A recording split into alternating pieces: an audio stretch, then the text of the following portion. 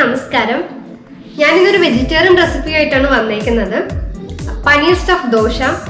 അപ്പോൾ ഇതെല്ലാവരും ട്രൈ ചെയ്ത് നോക്കണം. എങ്ങനെയുണ്ടായിരുന്നു അഭിപ്രായം പറയണം. നമുക്ക് നോക്കാം ഇതെങ്ങനെയാ ചെയ്യുന്നതെന്ന്.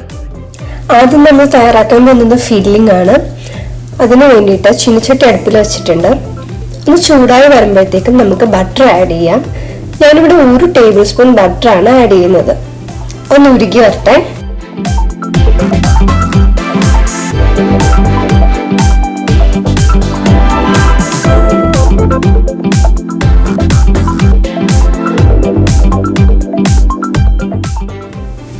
ഇനി ചേർക്കാൻ പോകുന്നത് ജിഞ്ചർ ചില്ലി ഗാർലിക് പേസ്റ്റ് ആണ്.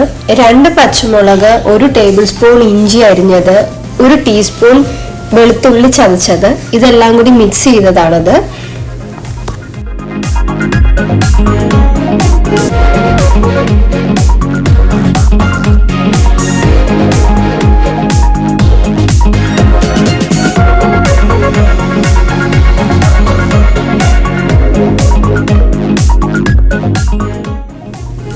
ഇനി ചേർക്കാൻ പോകുന്നത് സവാളയാണ്. ചെറുതായിട്ട് അരിഞ്ഞ് 1 കപ്പ് സവാളയാണ് ഞാൻ ചേർക്കുന്നത്.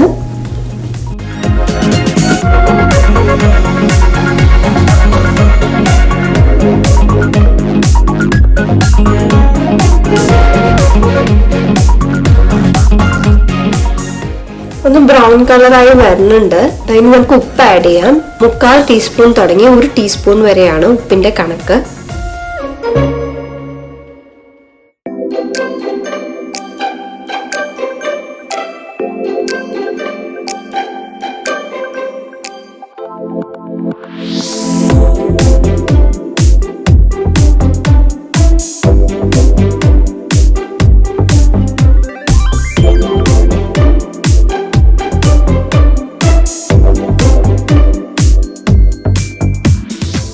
സവാള നല്ല ബ്രൗൺ കളറായി വന്നിട്ടുണ്ട്. ഇനി നമുക്ക് പൊടികൾ ഓരോന്നിട്ട് ആഡ് ചെയ്യാം.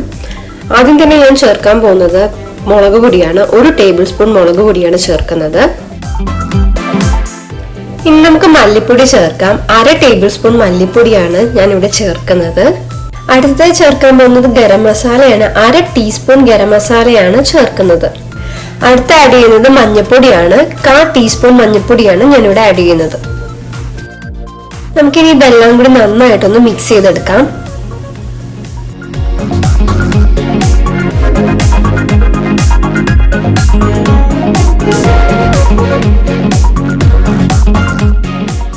പൊടികളൊക്കെ നന്നായിട്ട് മിക്സ് ആയിട്ടുണ്ട്. ഇനി നമുക്ക് തക്കാളി ചേർക്കാം.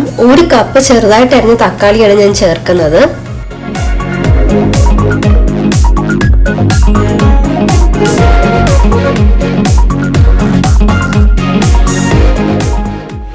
ഇനി ചേർക്കാൻ പോകുന്ന ഗ്രീൻ പീസ് ആണ്. 1/2 കപ്പ് ഗ്രീൻ പീസ് ആണ് ചേർക്കുന്നത്.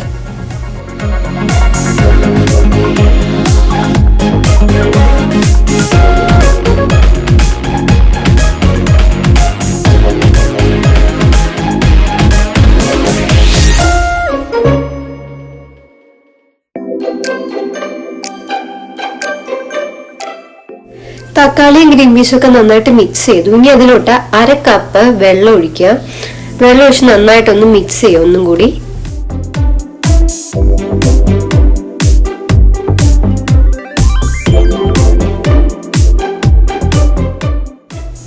ഇനി ചേർക്കാൻ പോകുന്നത് ക്യൂബായിട്ട് അരിഞ്ഞ പനീറാണ്. 1 കപ്പ് പനീറാണ് ഞാനിവിടെ ചേർക്കുന്നത്.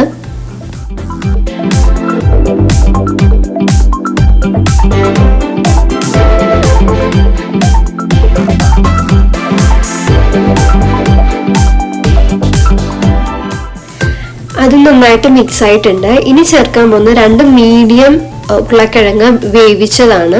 അത് ക്യൂബായിട്ട് അരിഞ്ഞ് വേവിച്ച ഉരുളക്കിഴങ്ങാണ് ചേർക്കുന്നത്. ഇനി എല്ലാം ഒന്നും കൂടി നന്നായിട്ട് മിക്സ് ചെയ്തെടുക്കാം.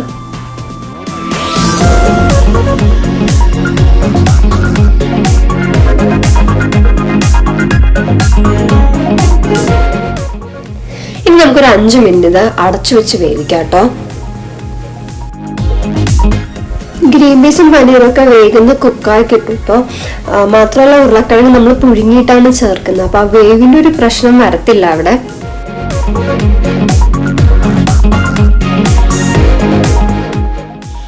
5 മിനിറ്റ് ആയിട്ടുണ്ടെങ്കിൽ നമുക്കിത് ഒന്നും കൂടി ഒന്ന് നന്നായിട്ട് ഇളക്കാം. മാത്രമല്ല കുറച്ച് ഉരുളക്കിഴങ്ങ് നമ്മൾ ഉടച്ചും ചേർക്കുന്നുണ്ട്.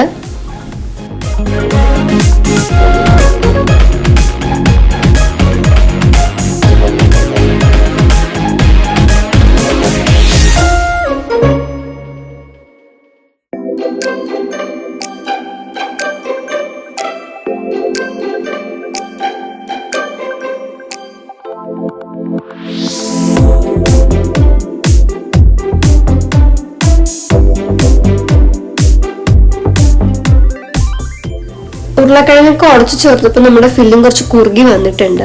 ഇനി 1 table spoon tomato ketchup add ചെയ്യാൻ പോവാണ്.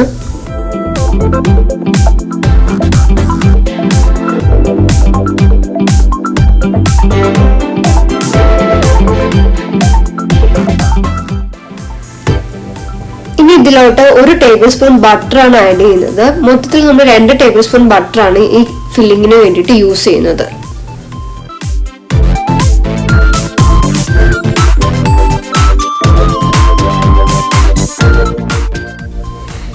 ഇനി ചേർക്കുന്ന 2 ടേബിൾ സ്പൂൺ മല്ലിയിലയാണ്. ഒന്നും കൂടി ഇനി എല്ലാം നന്നായിട്ടൊന്ന് മിക്സ് ചെയ്ത് ചേർക്കാം. നമ്മൾ പനീർ ഡയറക്റ്റ് ആയിട്ടാണ് ചേർത്തേക്കുന്നത്. അപ്പൊ മിക്സ് ചെയ്യുന്ന സമയത്ത് ഉടഞ്ഞു പോകാനുള്ള ചാൻസ് കൂടുതലാണ്. അപ്പൊ അത് ശ്രദ്ധിച്ചു വേണം നമ്മൾ മിക്സ് ചെയ്യാൻ വേണ്ടിയിട്ട്. ഫില്ലിംഗ് റെഡിയായി കഴിഞ്ഞു. ഇനി നമുക്കിത് മാറ്റി വെക്കാം. അടുത്തതായി ദോശയ്ക്ക് വേണ്ടിയിട്ടുള്ള കല്ല് വെക്കാൻ പോവാണ് ഞാൻ. ദോശമാവിന്റെ റെസിപ്പി അറിയാത്തവരുണ്ടെങ്കിൽ ഞാൻ അതിന്റെ ലിങ്ക് കൊടുത്തിട്ടുണ്ട്. അപ്പോൾ സംശയമുള്ളവർ അത് ചെക്ക് ചെയ്താൽ മതിയാവും. കല്ല് ചൂടായി. ഇനി നമ്മള് ദോശമാവ് ഒഴിച്ച് പരത്താൻ പോവാണ്.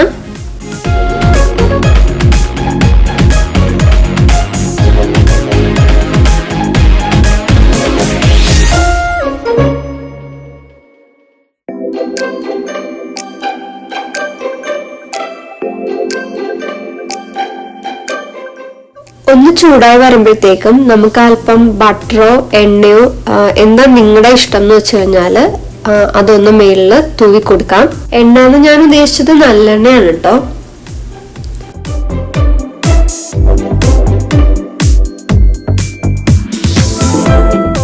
ഒരു സൈഡ് നന്നായിട്ട് മുരിഞ്ഞു വന്നിട്ടുണ്ട്. ഇനി നമുക്കിത് മറിച്ചിടാം കേട്ടോ.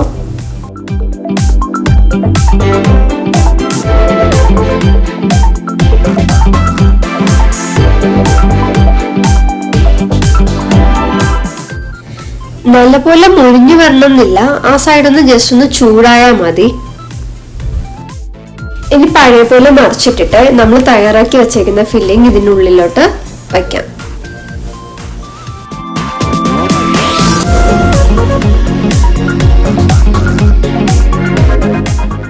ഇനി ഇതിന്റെ മുകളിലോട്ട് ചീകി വെച്ചേക്കുന്ന അല്പം ബട്ടർ ആഡ് ചെയ്യാം.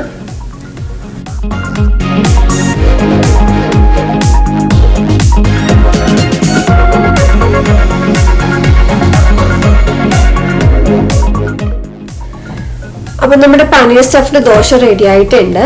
ചൂടോട് കൂടി തന്നെ ഇത് നമുക്ക് സെർവ് ചെയ്യാം. ഇതിന്റെ ആ ഒരു ടേസ്റ്റ് കിട്ടണമെങ്കിൽ ചൂടോട് കൂടി തന്നെ കഴിക്കണം. അപ്പൊ എല്ലാവർക്കും ഇഷ്ടപ്പെട്ടു എന്ന് വിചാരിക്കുന്നു.